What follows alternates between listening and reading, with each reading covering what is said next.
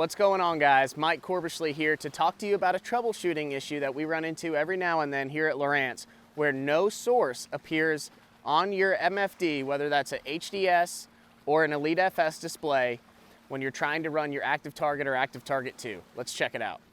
All right, so to help diagnose this issue, the first thing that we're going to want to check first and foremost is just make sure that all your units are up to date. So that includes the display itself, whether it's an HDS or an Elite FS unit.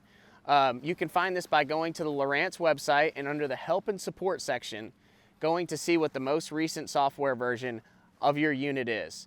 We're gonna wanna make sure we update that, and for information on how to actually perform that update, we've got other videos on our YouTube channel for you to check out.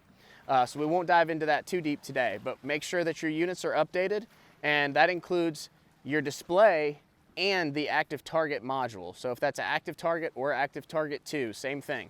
You're gonna actually have to do that update for the ActiveTarget update. You're gonna have to do through an SD card through the unit itself.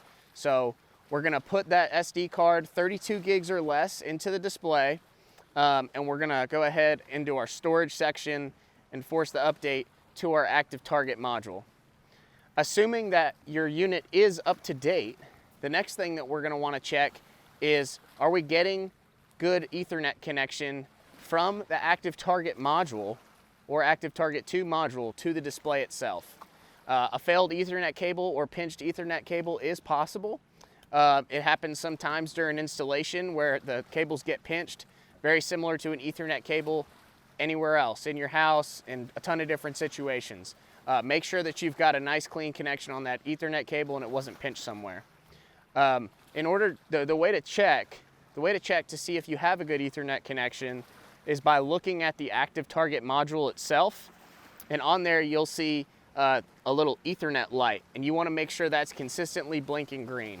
If that's consistently blinking green, then we know it's transmitting Ethernet from the module to the unit itself. If you don't have any lights on that module, that tells me that you don't have power set up to the module. And again, see our ActiveTarget installation video for that. You'll want to make sure that you've got a proper install, you've got power to the unit, that box is feeding Ethernet to the display. The last thing that we're going to want to check is just to make sure that your transducer is correctly paired with the module itself. Maybe you swapped out a transducer or swapped out a module or something along those lines.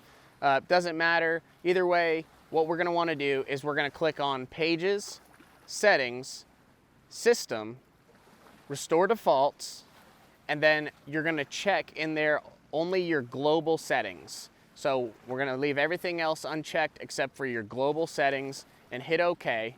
So what that's going to do is that's going to reset the module itself, make sure it pairs up with the transducer, and it should recognize it, and you'll be good to go. Thank you for watching our video. And for more information or additional customer support, be sure to contact the Lowrance customer care line, and we'll be happy to walk you through these things on the phone. Thank you.